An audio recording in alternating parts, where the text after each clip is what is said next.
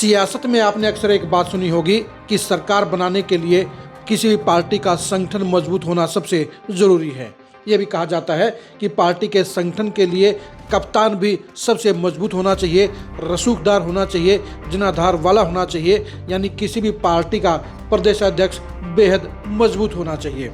लेकिन अगर हम हरियाणा के सारे दलों को विश्लेषण करेंगे, सारी पार्टियों को खंगालने का काम करेंगे, तो आपको ये एहसास होगा कि इस बात में कोई भी दम नहीं है, क्योंकि हरियाणा में सभी पार्टियों ने खाली लिफाफों को प्रदेशाध्यक्ष बनाने का काम किया है। सुतली बमों को बड़ा धमाका करने की जिम्मेदारी है और यही वजह है कि हरियाणा की 5 में से 4 पार्टियों के प्रदेशाध्यक्ष आज की तारीख में 0 महसूस होते हैं।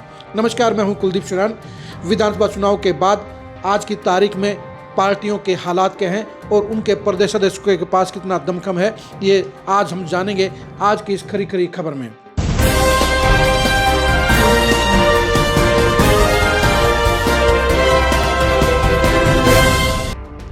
विधानसभा चुनाव में बीजेपी ने लगातार तीसरी बार हरियाणा में सरकार बनाकर नया रिकॉर्ड कायम कर दिया है। अब सारी की सारी पार्टियां संगठन को मजबूत करने के अभियान में जुट गई हैं। सबसे कमज़ोर हालात में कांग्रेस पार्टी है, जिसका 12 साल से कोई संगठन नहीं है, लेकिन भूपेंद्र हुड्डा की मेहरबानी से उदयभान प्रदेशाध्यक्ष बने हुए हैं। उदयभान इतने कमज़ोर प्रदेशाध्यक्ष हैं कि वो अपनी खुद की सीट भी नहीं जितवा पाए और उनकी अगुवाई में कांग्रेस लगातार तीसरा चुनाव हार गई।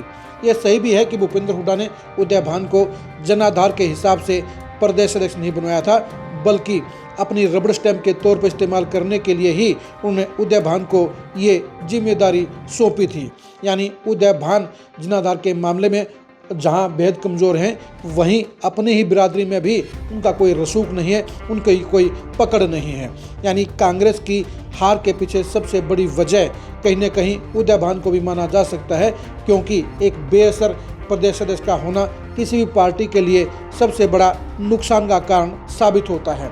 नंबर 2 के जो कप्तान हैं वो हैं मोहनलाल बड़ोली। मोहनलाल बड़ोली बेशक से इस बात के लिए पूरी शाबाशी ले रहे हों कि उनकी अगुवाई में जहां पार्टी ने प्रदेश का विधानसभा चुनाव जीता, वहीं पर स्थानीय निकाय चुनाव में भी बीजेपी को बड़ी कामयाबी मिली। लेकिन सच्चाई है कि इन दोनों ही जीतों में मोहनलाल बड़ोली का 0 योगदान है। सच्चाई ये भी है कि मोहनलाल बड़ोली का पूरे प्रदेश तो दूर, पूरे जिले तो दूर, अपने खुद के राई हलके में भी बड़ा जनाधार नहीं है। यही वजह है कि बीजेपी हाईकमान ने उनको विधानसभा का चुनाव लड़ाने के लायक नहीं समझा, क्योंकि सर्वे के अंदर ये रिपोर्ट आ गई थी कि अगर मोहनलाल बड़ोली को चुनाव लड़वाया गया तो वो हार जाएंगे। 2019 में बीजेपी के माहौल और हालात के कारण मोहनलाल बड़ोली राय से विधायक बन गए थे, लेकिन आज की तारीख में उनका जनाधार पहले से कम हुआ है और यही वजह है कि उनकी अगुवाई में बीजेपी मजबूत नहीं हुई है। उनके कारण बीजेपी मजबूत नहीं हुई है, बल्कि बीजेपी ने अपने वोट बैंक के समीकरणों के हिसाब से और अपनी रणनीति के हिसाब से ही हरियाणा में लगातार तीसरी बार सरकार बनाने में सफलता पाई है। यानी कप्तानी के हिसाब से मोहनलाल बड़ोली भी पूरी तरह से फेल साबित होते हैं। वो जनाधार की कसौटी के ऊपर भी फ्लॉप नेता साबित होते हैं। वो ब्राह्मणों में भी पूरे हरियाणा के नेताओं में नंबर 9 पर आते हैं, यानी उनसे आगे की कतार में 8 नेता और भी नजर आते हैं। यानी मोहनलाल बड़ोली को भी काबिलियत के आधार पर नहीं, बल्कि सिर्फ ब्राह्मण वोटरों में मैसेज देने के लिए ही बीजेपी ने प्रदेशाध्यक्ष बनाने का काम किया है और वो इसी वोट बैंक के बलबूते पर दूसरी बार भी प्रदेशाध्यक्ष बनने की उम्मीद कर रहे हैं। हरियाणा की तीसरी पार्टी है आम आदमी पार्टी। आम आदमी पार्टी ने अशोक तंवर जैसे जमीनी नेता को इग्नोर करके सुशील गुप्ता को प्रदेशाध्यक्ष बनाने का काम किया था। टेबल पॉलिटिक्स में या ड्राइंग रूम पॉलिटिक्स में माहिर खिलाड़ी माने जाने वाले सुशील गुप्ता जमीनी फील्डिंग में 0 साबित हुए हैं। उनकी अगुवाई में हरियाणा में आम आदमी पार्टी की दुर्गति हो गई है। सच्चाई ये है कि सुशील गुप्ता हरियाणा में कहीं पर भी वार्ड के एमसीबी बनने का दमखम नहीं रखते हैं और ऐसे नेता के हाथों में केजरीवाल ने प्रदेशाध्यक्ष की जिम्मेदारी दे रखी है। यानी बेहद कमज़ोर नेता को केजरीवाल ने हरियाणा का कप्तान बनाने का काम किया है, हरियाणा की बागडोर संभालने का देने का काम किया है और उनकी अगुवाई में हरियाणा में आम आदमी पार्टी की मिट्टी पलीत हो गई है। बेशक से सुशील गुप्ता ये दावा करते हों कि लोकसभा चुनाव में वो बेहद कम अंतर से कुरुक्षेत्र सीट से चुनाव हारे थे, लेकिन ये सच्चाई है कि उनको मिलने वाले 98% वोट आम आदमी पार्टी के नहीं थे, बल्कि वो इंडिया गठबंधन के थे। वो बीजेपी के खिलाफत में पड़े वोट थे।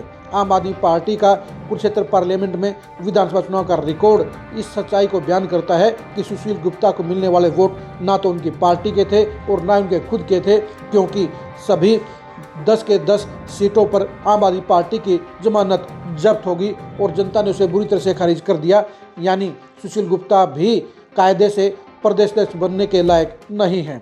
हरियाणा में चौथी पार्टी है जेजेपी के अंदर इस समय हालात इतने खराब हैं कि दुष्यंत चौटाला को ब्रिज शर्मा जैसे नेता को प्रदेश अध्यक्ष बनाना पड़ रहा है। हरियाणा के 99% लोगों को ये भी नहीं पता होगा कि ये ब्रिज शर्मा कौन है, और ये सच्चाई भी है कि ब्रिज शर्मा अपने बलबूते पर जेजेपी को अपने मोहल्ले में भी नहीं जितवा सकते हैं। यानी उनमें कोई दमखम नहीं है। वो नाम से बेशक से ब्राह्मण हैं, लेकिन उनसे आगे हरियाणा में आपको 36 नेता मिल जाएंगे जिनका रसूख ब्रिज शर्मा से कहीं ज़्यादा मिलता है। यानी ब्रिज शर्मा के बलबूते पर जेजेपी की वापसी कोई उम्मीद नहीं है। उनके आधार पर जेजेपी ना तो संगठन मजबूत कर सकती है, ना जनाधार मजबूत कर सकती है, और न ही 2029 में बड़ा कमाल करने की कोई गुंजाइश रखती है। हरियाणा की जो पांचवी पार्टी है वो पार्टी है इनेलो के हालात पिछले 6 साल से खराब चल रहे हैं, और इन हालात के अंदर अब अभय सिंह चौटाला ने प्रदेश की जिम्मेदारी रामपाल माजरा को सौंपी हुई है। रामपाल माजरा लगभग 25 साल पहले पूरे पीक पर थे, लेकिन उस समय में चौटाला परिवार में ही उनके बढ़ते हुए रुतबे के लेकर खतरा पैदा हो गया था, मतभेद पैदा हो गए थे, और इसीलिए रामपाल माजरा को सिर्फ संसदीय सचिव तक सीमित रखा गया। अगर उनको सही हालात में प्रदेश की जिम्मेदारी दी होती तो रामपाल माजरा एक कांग्रेस और बीजेपी के मुकाबले में इनेलो के लिए मजबूत स्तंभ साबित हो सकते थे। लेकिन जब इनेलो की पूरी तरह से दुर्गति हो गई तो उन हालात में अभय चौटाला को पूरे हरियाणा में रामपाल माजरा के अलावा कोई और चेहरा नजर नहीं आया।